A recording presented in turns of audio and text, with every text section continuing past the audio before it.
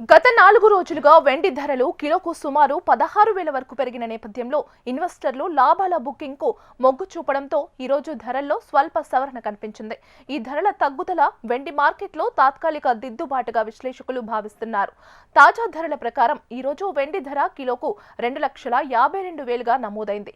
ఇది మునుపటి ట్రేడింగ్ సెషన్తో పోలిస్తే కిలోకు 5,000 తగ్గింది. ఇదే సమయంలో గ్రాము వెండి ధర 252గా ఉంది. ఇది నిన్నటి ధరతో పోలిస్తే 5 రూపాయలు తక్కువ. 10 గ్రాముల వెండి ధర 2,570 నుంచి 2,520కి తగ్గగా 8 గ్రాముల వెండి ధర 40కి తగ్గి 2,016 వద్ద ట్రేడ్ అవుతుంది. మార్కెట్ నిపుణుల ప్రకారం ప్రస్తుతం వెండి ధరలు ఔన్సుకు $80 స్థాయిని నిలబెట్టుకోలేకపోతున్నాయి. ఇది వెండి మార్కెట్ బలహీనతను సూచించే ప్రధాన సంకేతకంగా భావిస్తున్నారు. తాజాగా వెండి ధర $78 స్థాయికి దిగవచ్చిన నేపథ్యంలో రాబోయే రోజుల్లో మరింత పెద్ద స్థాయి అమ్మకాలు జరిగే అవకాశం ఉందని విశ్లేషకులు చెబుతున్నారు. టీడీ సెక్యూరిటీస్ ఈ విషయంలో స్పష్టమైన హెచ్చరిక జారీ చేసింది.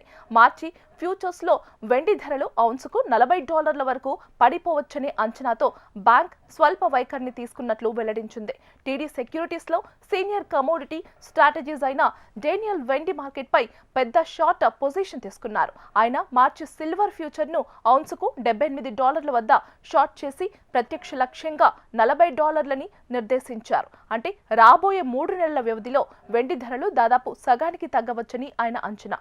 గత కొన్ని నెలలుగా సిల్వర్ ధరలు వేగంగా పెరిగి ఔన్సుకు $84 రికార్డు స్థాయిని తాకినప్పటికీ ఇప్పుడు ఆ పెరుగుదలకు బ్రేక్ పడినట్లు కనిపిస్తోంది. టీడీ సెక్యూరిటీస్ అంచనాలు నిజమైతే వెండిని తక్కువ ధరలకు కొనుగోలు చేసే అవకాశం రాబోయే రోజుల్లో ఏర్పడవచ్చు. అయితే కేవలం ధరలు తగ్గుతున్నాయనే కారణంతో వెంటనే కొనుగోలు చేయడం ప్రమాదకరం అవుతుందని మార్కెట్ నిపుణులు హెచ్చరిస్తున్నారు. వెండి మార్కెట్ అత్యంత అస్థిరంగా ఉండటం వల్ల ధరలు రోజురోజుకే కాకుండా గంటకు మారే అవకాశం ఉంటుంది. ఇక అంతర్జాతీయ పరిణామాల విషయానికి వస్తే రాబోయే 2 వారాల్లో ఇండెక్స్ రీబ్యాలెన్సింగ్ కారణంగా కామెక్స్ వెండి మార్కెట్లోని ఓపెన్ ఇంట్రెస్ట్ లో దాదాపు 13% అమ్ముడుపోయే అవకాశం ఉందని అంచనా వేస్తున్నారు. ఇది జరిగితే మార్కెట్లో భారీ అమ్మకాల ఒత్తిడి ఏర్పడి ధరలు మరింత దిగివచ్చే అవకాశం ఉంది.